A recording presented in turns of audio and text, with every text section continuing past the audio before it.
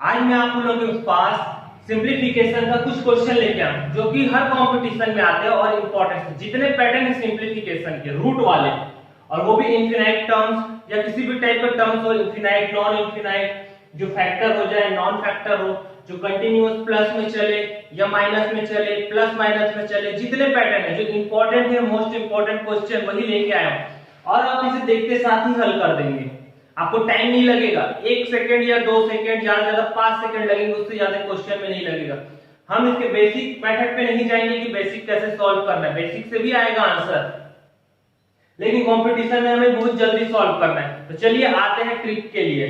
तो सबसे पहले ये क्वेश्चन देख रहा है, ये फैक्टर नंबर है जिसका गुणनखंड हो सकता है, हम लोग तोड़ सकते हैं इसको गुणनखंड में।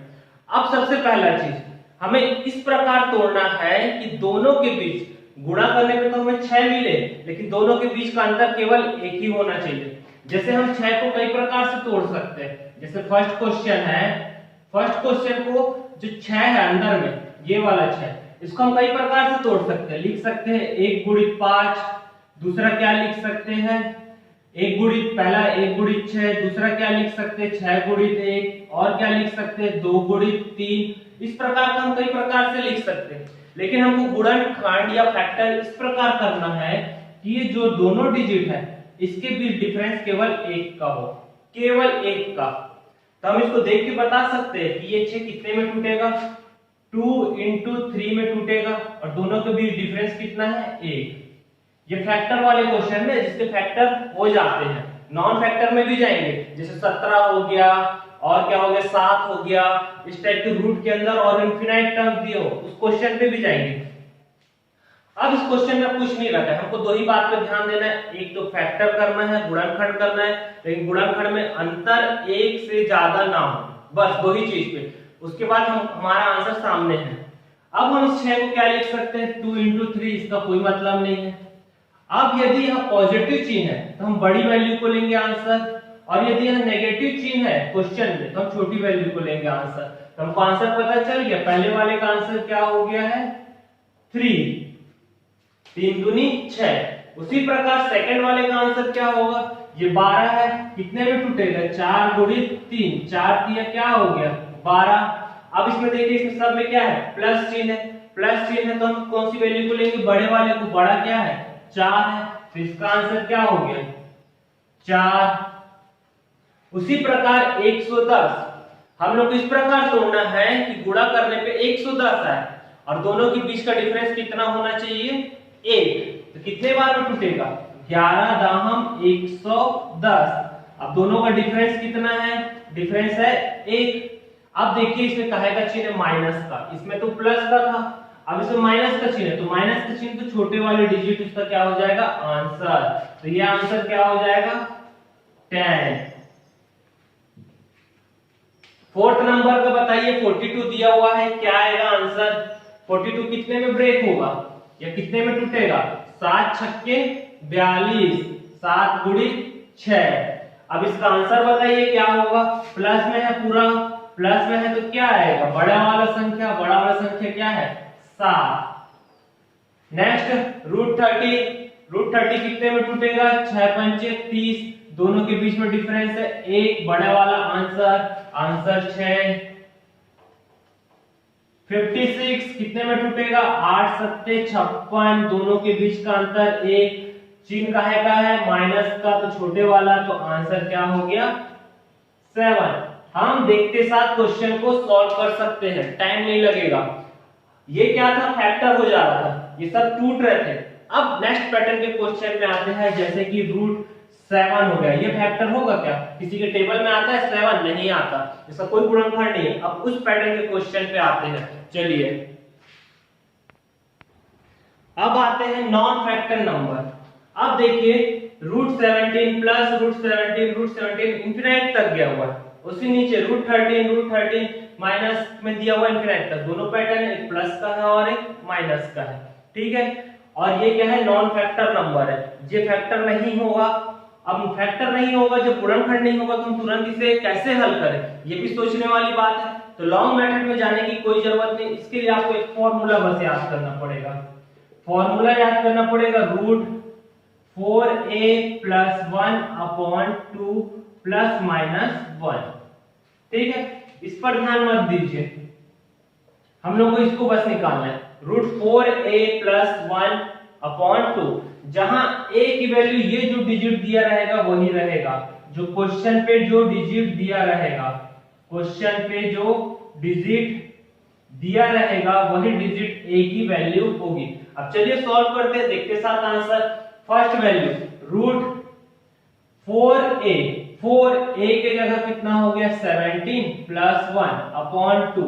सॉल्व किए, रूट 17 का 4 से गुणा, 17 चौक 4, 7 चौक 28, 2 7 4 एकम 4 5 6 प्लस 1/2।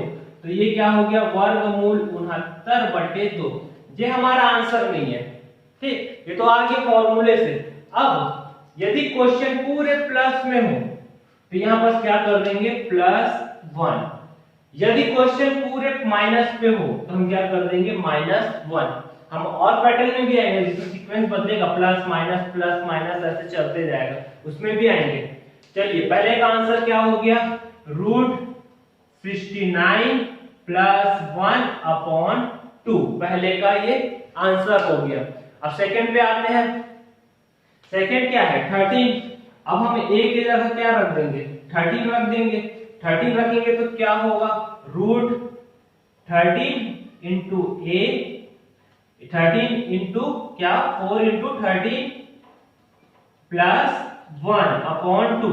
13 चौक कितना हो गया 52, 52 धन 1/2, ये कितना हो गया वर्गमूल 53/2। आंसर क्या होगा, यहाँ पर काय का चिन्ह है, माइनस का चिन्ह है, तो ये क्या हो गया -1 आंसर।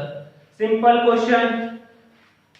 ये तो हम लोग फॉर्मूला में हम लोग को याद है, याद रहेगा तो हम थोड़ी लिखते रहेंगे, हम डायरेक्ट लिखेंगे। क्या लिखेंगे 17 चौक कितना हो गया 68 यानी वर्गमूल 68, फिर प्लस चिन्ह है तो +1/2 आंसर। देखते साथ क्वेश्चन, टाइम नहीं लगने वाला। अब चलिए नेक्स्ट पैटर्न पे आते हैं क्वेश्चन के। थर्ड टाइप का क्वेश्चन, नॉन फैक्टर नंबर है और इसका सीक्वेंस प्लस माइनस चेंज हो गया। फर्स्ट वाले में क्या था फैक्टर नंबर था, सेकंड वाला नॉन फैक्टर था, लेकिन साइन का चिन्ह समान न था, प्लस है तो प्लस है, माइनस है तो माइनस है। अब इसमें नॉन फैक्टर नंबर है लेकिन साइन प्लस फिर माइनस प्लस फिर माइनस, सेकंड वाले माइनस प्लस, इस टाइप का अल्टरनेट चेंज हो गया। ये थर्ड पैटर्न का क्वेश्चन। इसके लिए फॉर्मूला हमको याद करना पड़ेगा। उसके लिए क्या था √4a प्लस 1/2 था। इसके लिए फॉर्मूला है √4a माइनस 3, √4a माइनस 3/2। अब इसके बाद जोड़ना या घटाना हम इसी पर डिपेंड करेगा। यदि फर्स्ट चिन्ह प्लस का है तो हम +1 करेंगे और माइनस का है तो माइनस। अब चलिए फर्स्ट नंबर के क्वेश्चन पे फॉर्मूला को रखें। अब वर्गमूल है, वर्गमूल 7 गुणित a का मान 4 गुणित 7 और -3/2। सॉल्व किए, 7 चौक 28, 28 माइनस 3/2 कितना हो जाएगा वर्गमूल 25/2। वर्गमूल से 5 बाहर निकल जाएगा 5/2। ये आंसर नहीं है। अब कहेगा चिन्ह यहाँ पर प्लस का साइन है तो प्लस है तो यहाँ पर क्या कर देंगे 1 ऐड कर देंगे तो ये हो जाएगा 6/2, 2 3 जा 6, यानी आंसर क्या हो गया हमारा 3, आंसर 3। यदि यहीं पर माइनस साइन होता तो हम क्या ले लेते हैं यहाँ पर -1। नेक्स्ट क्वेश्चन माइनस पे है, चलिए सॉल्व करते हैं। इसको रफ कर देता हूं। a के जगह क्या रखे 11, तो 4 इंटू 11 माइनस 3 √/2, 11 चौक 44 माइनस 3/2। 44 में से 3 जाएगा तो कितना आ जाएगा वर्गमूल 41/2। अब यहाँ पर कहेगा चिन्ह माइनस का तो ये क्या हो गया -1। ये हमारा क्या हो गया आंसर। ठीक है, कुछ नहीं है, पैटर्न पे बस ध्यान देना और फॉर्मूला याद करना। देखते साथ हम लोग को आंसर पता होगा। नेक्स्ट पैटर्न पे आते हैं। नेक्स्ट नंबर के क्वेश्चन पे आते हैं। ये नया पैटर्न, ये अलग टाइप का, ये देख के थोड़ा अजीब लग रहा है। अभी तक हम लोग बीच में साइन देखते हुए यहाँ पास कोई साइन नहीं, गुणा है √5 अंदर में इंफिनाइट तक। अब इसको क्या करेंगे, कुछ नहीं, इसको देखते साथ आंसर पता है। यदि हमारा टर्म्स पूरे रूट में हो और इंफिनाइट तक हो और बीच में कोई साइन ना हो, तो जो रूट के अंदर दिया है वही हमारा क्या होगा, आंसर होगा। तो इसका आंसर हो गया 5, और फिर इसका ही आंसर क्या हो गया, रूट के अंदर क्या है 6 और ये इंफिनाइट तक है और मल्टीप्लिकेशन का साइन है, तो आंसर हो गया 6। इसमें 11 है, तो ये हमारा आंसर हो गया 11। सॉल्व करने की कोई जरूरत नहीं, देखते साथ हम बता सकते हैं इसका आंसर √5, इसका √6, इसका √11। ठीक है, चलिए आते हैं नेक्स्ट पैटर्न के फिर क्वेश्चन पे। नेक्स्ट पैटर्न का क्वेश्चन, जब रूट फिक्स हो, कर्णिक फिक्स हो, तब इसे कैसे सॉल्व करेंगे।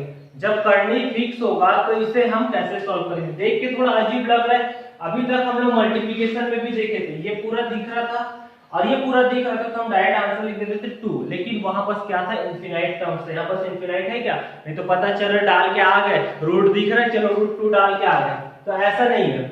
जब ये क्या हो, इस टाइप का हो और कर्णी फिक्स हो, यानी हमको पता है कि कितने बार करनी है, 1 2 3, तो हम लोग यहाँ पर जो डिजिट है रूट का उसको लेंगे। 2 कितने बार है, ये करनी 1 2 3, तो 2 का गुणा कितने बार किए, 3 बार, तो ये कितना हो गया हमारा 8। तो ये 8 हमारा आंसर नहीं है। हम क्या करेंगे, ये जो रूट के अंदर है इसे लिखेंगे 2, और जो ये गुणा करने पे आया है 8, इसके घात में लिखेंगे 8, और इससे 1 कम करके लिख देंगे ऊपर, ये हमारा क्या होगा, आंसर।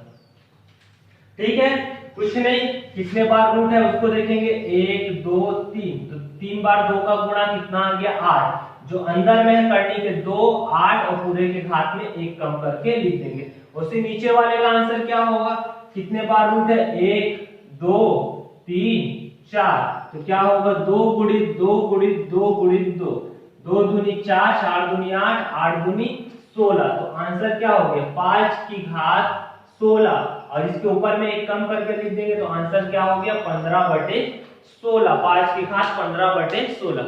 देख लीजिए, ये फिफ्थ पैटर्न है। अब लास्ट एक पैटर्न और आते हैं। चलिए नेक्स्ट टाइप के क्वेश्चन, ये दिया हुआ है रूट में पूरे क्वेश्चन। अब ना तो इनफिनाइट टर्म दिख रहा है, ना वैल्यू कॉमन दिख रहा है, ना ही कुछ दिख रहा है, तो अब इसे कैसे सॉल्व करेंगे। अब जैसे नॉर्मल मेथड है उसे सॉल्व करेंगे। मैं एक सिंपल कर रहा हूं पूरा लाइन बार से, फिर उसके बाद डायरेक्ट करेंगे। 11 प्लस ये रूट है 21, अब इसको क्या लिख सकते हैं, 4 चौक 16 लिख सकते हैं। 4 चौक 16 लिखेंगे तो ये रूट से बाहर आ जाएगा, कितना आ जाएगा +4। अब वर्गमूल 11, 21 और 4 कितना हो गया, वर्गमूल 25। अब इसी को हम क्या लिख सकते हैं, 11, 25 का वर्गमूल कितना हो गया 5, तो वर्गमूल कितना हो गया 16, तो बराबर क्या हो गया 4। ये हमारा क्या हो गया आंसर। अब इसको डायरेक्ट करते हैं, वर्गमूल ये हो गया 40 धन वर्गमूल ये 9 है, ये 81 का क्या हो गया 9, ये दोनों जोड़ी बन के क्या हो गया बाहर आ गया, तो 40 धन 9 यानी वर्गमूल 49 यानी 7, 7 सत्ते 49। अब चलिए इसको करते हैं। मैं चाहूं तो डायरेक्ट भी कर सकता हूं, जैसे कि डायरेक्ट करना चाहे तो क्या होगा 9 ये दोनों जुड़े तो कितना होगा 36, 36 से क्या होगा 6 बाहर आएगा, तो 19 धन क्या हो गया 6 यानी 5, 11 से 5 जुड़ेगा तो 16, 16 से 5 जुड़ेगा तो 4, तो 9 और आंसर आएगा 3।